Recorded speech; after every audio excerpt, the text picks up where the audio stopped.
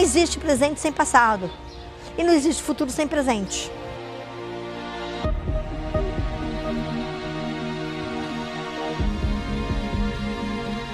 Nós temos que ter memória. Memória cultural é importante.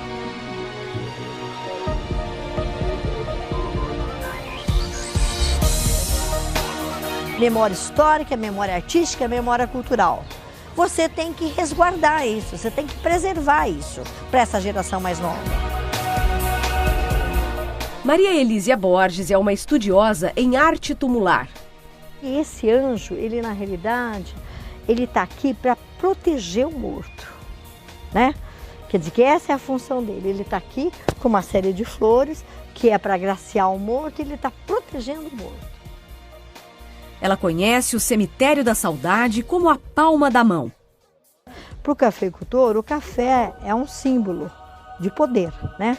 Então, o que acontece nesse detalhe aqui desse túmulo? Ele coloca uma palma, a cruz, que são referências religiosas, e coloca aqui um ramo de café. Essa grade é um dos poucos exemplos de sofisticação que nós encontramos no Brasil.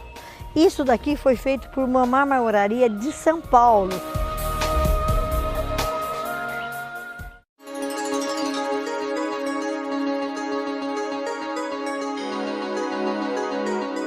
Não foi obra do acaso a construção do Cemitério da Saudade no bairro Campos Elíseos, assim como não foi uma coincidência histórica a Santa Casa de Misericórdia e a primeira casa de mendicância serem próximas ao cemitério. Esta é uma história que, ao ser contada, revela a realidade política e social de uma época em que a elite queria garantir mão de obra assalariada e manter as classes divididas. Para isso, criaram os núcleos coloniais. O Núcleo Colonial Antônio Prado, ele era uma espécie de uma colônia, ele foi criado em 1886 em Ribeirão Preto, mas os núcleos coloniais começam a ser criados já no começo do século no Brasil, por iniciativa do governo imperial ainda, em princípio era uma tentativa mesmo de embranquecimento do país, porque a família real, desde que veio, não se reconhecia na massa de escravos e pobres que existia, que ela encontrou aqui. E Martim Prado, ele como deputado, ele colocando o seguinte, que era necessário trazer os imigrantes para que esses, né, ocupassem o lugar dos artistas inferiores. Né? Que seriam os artistas inferiores, os negros. O Núcleo Colonial ele foi criado em 86, então foi antes da abolição. Como os colonos eles tinham até 2 anos para quitar suas dívidas, e daí para frente eles podiam fazer o que quisessem com o lote, inclusive retalhar e vender frações. Daí que começa a fazer as pequenas vilazinhas. Isso vai acontecer em cerca de 1889 e já tinha a abolição.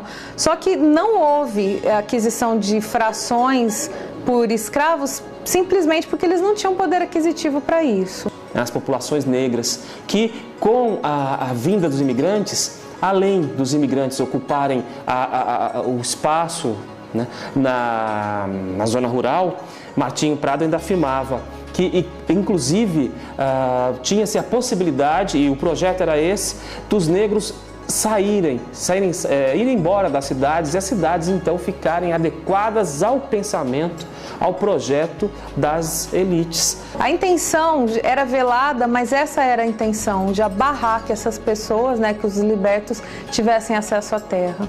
Na região de Ribeirão Preto, para ser mais específico, nós tivemos a divisão de uma terra em 5 grandes partes, em cinco glebas. O núcleo era dividido em sede e seções. A sede era exatamente na região do Sumarezinho. Aí tinha a primeira seção, que é mais ou menos o Ipiranga e um pouco mais do Ipiranga. A segunda seção, que é nos arredores também do Ipiranga, Sumarezinho. A terceira seção, que é os Campos Elíseos, equivale aos Campos Elíseos. A quarta seção, que equivale a Paulistano, e chega até onde hoje é o Novo Mundo. A cidade de Ribeirão Preto era dividida pelo córrego Ribeirão Preto. A Ribeirão Preto acima e a Ribeirão Preto abaixo. A Ribeirão Preto abaixo é uma região muito pobre, uma região basicamente de trabalhadores, em que ficavam naquela área por ser uma área de terreno mais mais baratos, desvalorizados por estarem na região de várzea do Córrego Ribeirão. Mesma coisa acontece nessa área aqui do bairro dos Campos Elíseos, uma região de várzea em que não tinha terrenos muito valorizados. O próprio núcleo colonial Antônio Prado de Ribeirão Preto, ele pega uma região de várzea, né, o encontro do Ribeirão Preto com o Retiro, e aquela região que era bem desvalorizada na época, porque numa época que Ribeirão só era o centrinho, né, os arredores da Praça 15, aquela região era desvalorizada. E ainda por cima passando a estrada de ferro ali próximo, então juntou uma área de várzea, próxima à linha férrea, então muito desvalorizada. Ali se conseguiu fazer um núcleo. Na verdade, você tem o seguinte, você vai ter a construção, uma constituição urbana da seguinte forma. Você tem o quadrilátero central, marcado a partir da Praça 15.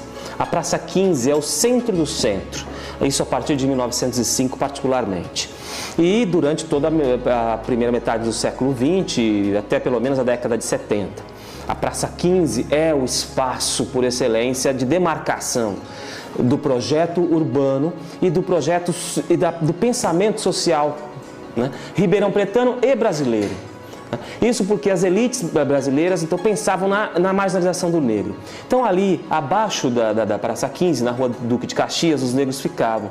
E se você pensar abaixo, eu penso abaixo no sentido do Córrego Retiro, onde você tem além do Córrego Retiro, para fora do quadrilátero central, que é marcado pelo Córrego Retiro Saudoso, pelo Córrego Ribeirão, para além do quadrilátero central, você tinha as populações onde, os espaços onde as populações negras poderiam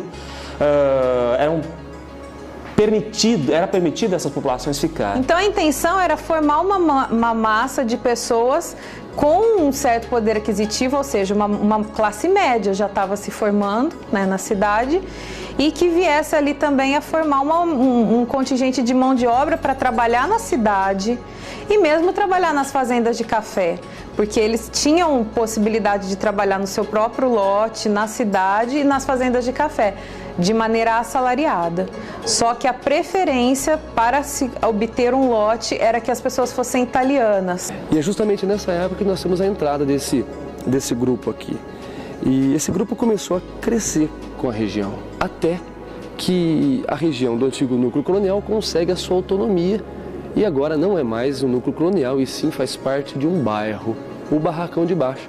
Tem algumas anotações se referindo a Barracão de Cima e Barracão de Baixo, que é em relação ao Barracão da Mogiana, né? Então, onde hoje é a estação Barracão, aquela estação Barracão, ali fazia a separação entre a primeira seção e a sede, que é Ipiranga, e a terceira seção, que equivale a Campos Elíseos. Então, o Campos Elíseos era o Barracão de Baixo, porque estava geograficamente abaixo da linha férrea.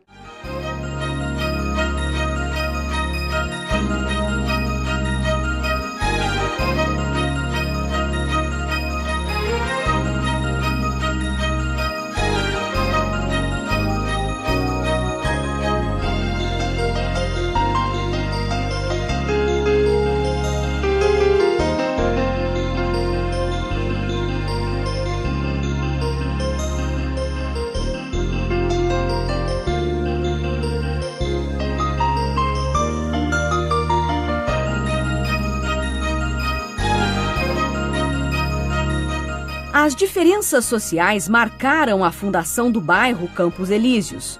Na verdade, a segregação havia por parte de Ribeirão Preto. Ribeirão Preto era os arredores da Praça 15, que se chamava Cidade, né? O centro, onde hoje é centro, chamava ali de Cidade. Isso que nessa época, no começo do século XX, basicamente, né?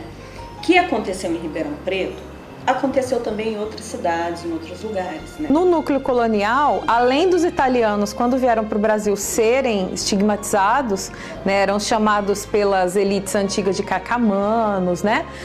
Mas também coincidiu com a época do urbanismo sanitarista. A cidade, ela e as ruas, elas sempre foram livres, então sempre houve acesso de pessoas, né, às ruas, do mesmo jeito que em Ribeirão Preto tinha o tráfico de animais, carroças, animais que eram deixados na rua, e no meio disso as pessoas, né? Então, precisava sim de uma ordem. Então começa a ter código de postura municipal, o animal tem que ficar assim, assado, enfim, tem toda uma organização em torno disso. Esse mental de higienização, ele acontece não só em Ribeirão Preto, mas no Brasil como um todo. Copiando da França, copiando da Europa, o Brasil fez isso no país todo, né? O mundo todo seguiu isso, onde precisava tirar os cemitérios próximos do centro, as indústrias, todos os focos de contaminação tinham que ser tirados do convívio com a população. Porque tem vários motivos. Primeiro, vamos dizer, a morte começa a ser administrada agora pelo município, não mais pela igreja.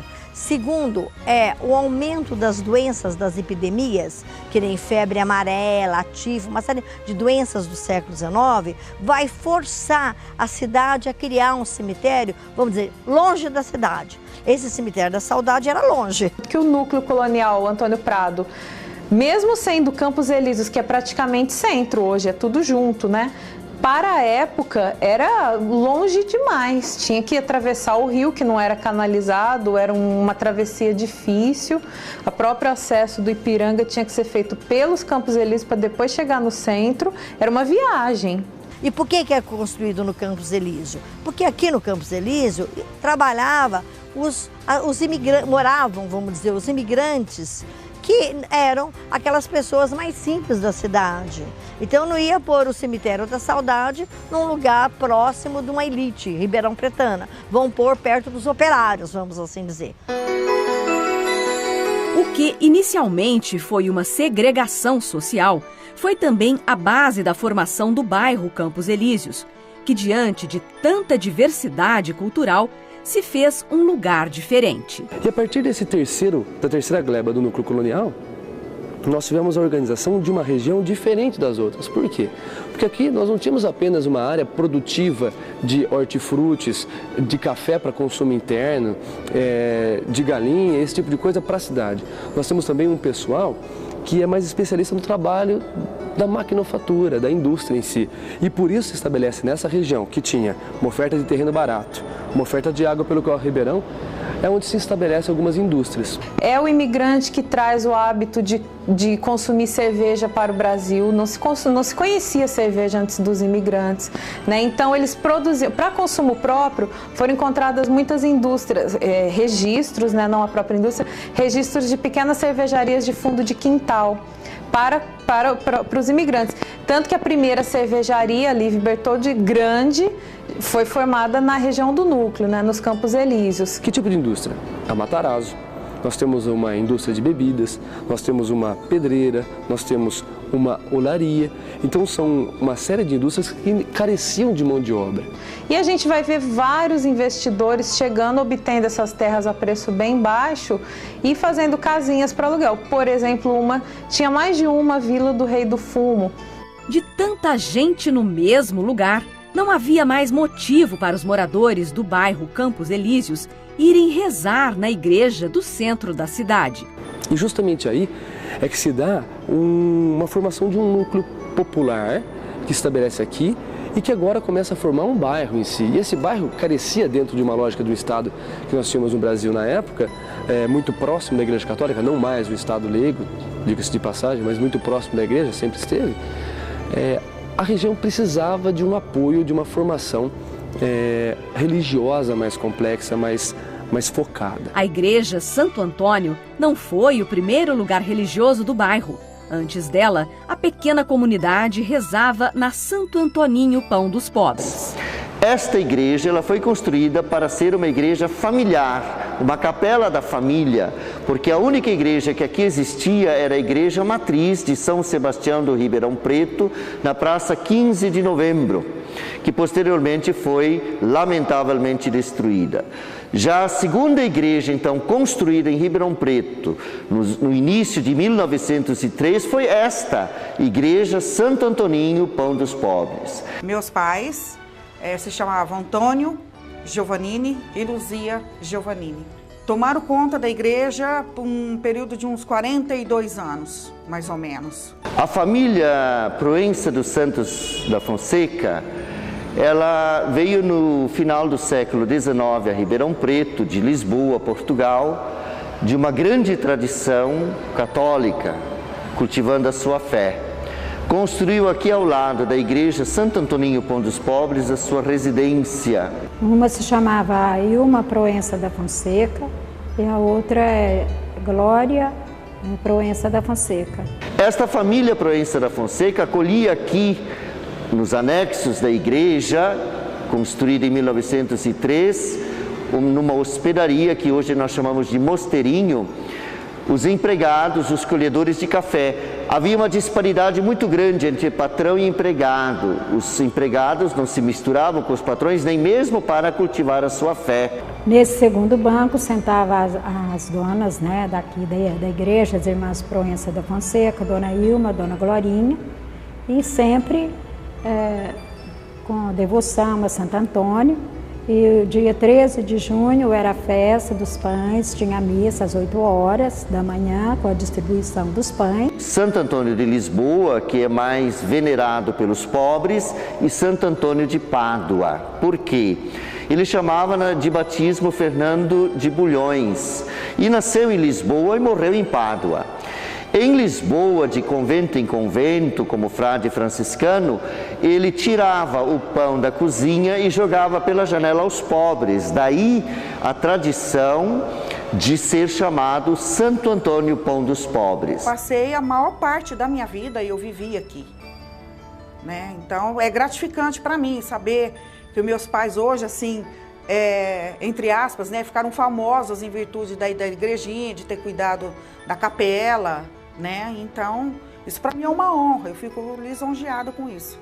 Posteriormente chegaram os monges olivetanos, beneditinos olivetanos, que foram também hospedados aqui. Portanto, o primeiro abade dos monges beneditinos olivetanos tem a sua cela até hoje no mosteirinho atrás da igreja. Com certeza, é um lugar sagrado, com certeza. Com certeza, eu posso dizer isso de coração. E Santo Antônio está presente a todo momento na vida, né, na minha vida, na vida de todos, né, de outras pessoas, outras famílias que passaram por aqui. Na festa de Santo Antônio, de 1904, dia 13 de junho, o padre Euclides Carneiro rezou a primeira oficial missa dentro desta igreja. Eu mudei para cá em 65. Há mais de 35 anos, 40 anos que frequenta aqui. Então essa foi a segunda igreja construída que ainda está em pé.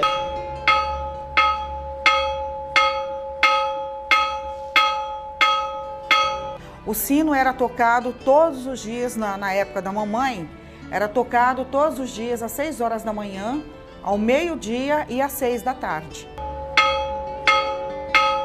Toque dele, né, o som dele, isso grava na memória. É a única igreja em Ribeirão Preto cuja torre está atrás da igreja. Não está nem ao lado, nem em cima e nem na frente. Atrás da igreja. E é original. O piso é original. A amostra foi trazida de Lisboa e foi replicada para ser aplicado aqui nesta igreja. As paredes, elas não contêm cimento.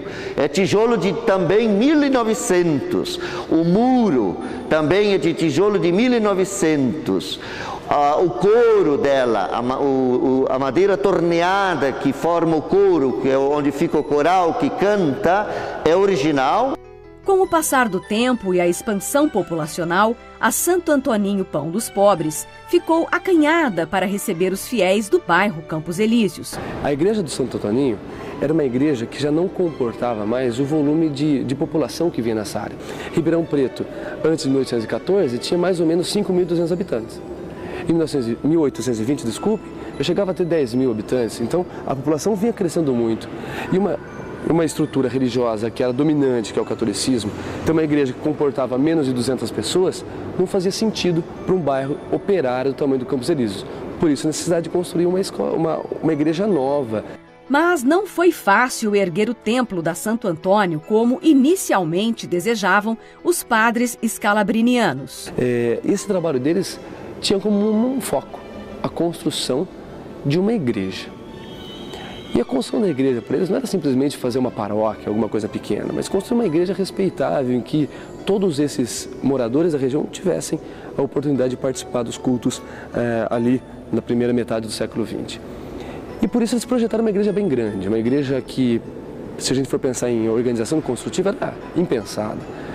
com quase 150 metros de lateral, mais 50 metros de frente. Era uma igreja muito grande para os padrões da época, um custo absurdo, sobretudo para um bairro de operários. E por isso o início dessa construção foi um tanto quanto difícil, foi complicado, porque em pouco tempo já se consumiu os 7 contos de réis que eles tinham guardado para construir a igreja. Os padres escalabrinianos não tiveram sucesso. E a partir da morte de um desses 2 padres que vieram para cá, houve uma mudança estrutural. O Dom Alberto José Gonçalves percebeu que os escalabrinianos eles estavam com alguns problemas na região, sobretudo de ordem financeira, e careciam de sair da área, sobretudo para ir para a região de Santa Catarina. E é por isso que surgiu o convite para a vinda dos olivetanos ainda em 19. A partir da organização desse novo projeto é que eles começaram com o apoio integral da população. Aos sábados, aos domingos, a população da região, operários em si, vinham até aqui e ajudavam na construção. Isso a partir de 1922. A importância do templo de Santo Antônio para o bairro em si é a marca histórica da formação do bairro. Por quê? Cada tijolo aqui dentro tem a presença do avô, do pai ou de um parente de alguém que mora aqui no bairro. Então a construção do bairro, ela vai estar junto com a construção do templo. É uma obra dos trabalhadores do bairro, é uma obra dos descendentes italianos que aqui estavam e aqui estão até hoje. Por isso, ela nada mais é do que a cara do morador dos Campos Elíseos e do habitante de Ribeirão Preto em si.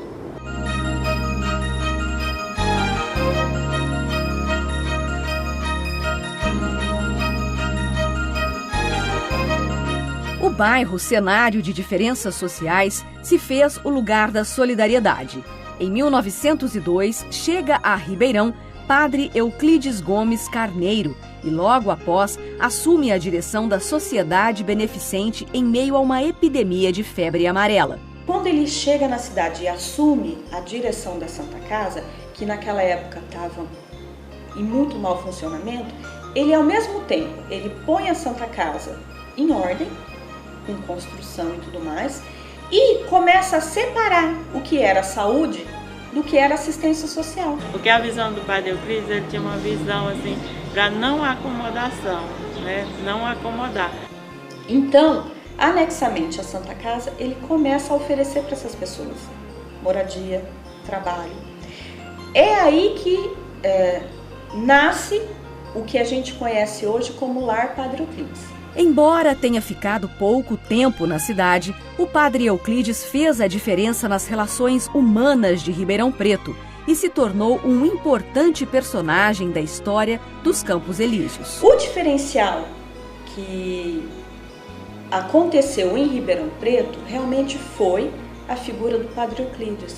Por quê? Assim, a visão que ele tinha era uma visão diferente, ele pensava muito no próximo, como por exemplo, todas essas pessoas que ficavam assim na rua, né? Ele tinha um plano de acolher aquelas pessoas. Ele chegou na cidade muito novo, assim que ele foi ordenado padre, sua primeira paróquia, seu primeiro local de trabalho foi em Ribeirão Preto. Muito jovem, 23, 24 anos, e ele tinha uma visão diferenciada. Então, por que em Ribeirão Preto aconteceu algo diferente do que aconteceu no Rio de Janeiro, em Salvador, né, na Bahia? Porque tinha essa pessoa que olhou, né, para esses desfavorecidos de uma outra maneira. Para mim, eu acho que o Padre Euclides foi um grande pioneiro nessa luta, nesse almejo que ele tanto tinha, e eu acredito que até hoje ele continua intercedendo por essa casa. Claro que existia o interesse em limpar as ruas, né? Tirar o mendigo da rua, evitar aquela situação onde as pessoas se deparavam com os pedintes, né? Aquele apelo constante pelo dinheiro, pelo alimento. Mas, quando surge a figura do Padre Euclides, ele olha para essas pessoas e as vê como seres humanos, que precisam de moradia, trabalho, conforto, lazer. O Padre Euclides Carneiro, ele foi um padre que para aquela época dele, né, ele já pensava muito à frente, né? Inicialmente, houve uma certa dificuldade dessas pessoas entrarem no ritmo, é claro, né? Pessoas que acostumadas a ficarem na rua, de repente até faziam uso de álcool e tudo mais, mas logo houve uma ordem, né? E começou-se a produzir grãos, milho, feijão, criação de porcos. Houve um período em que eles cultivaram flores, inclusive na cidade tinha a floricultura do Asilo Padre Euclides. Tinha plantio de café, tinha um grande pomar de frutas mesmo, laranja, bananeira, todos os tipos de bananeira. Eu ainda alcancei alguns aqui. Tinha uma horta muito grande a horta daqui, ninguém nunca precisava comprar verdura fora, porque aqui era suficiente para o uso diário. Essa obra ela cresceu, né? Porque tinha um conceito no qual a população em Ribeirão Preto apoiava, concordava, né? Via que aquilo era algo bom.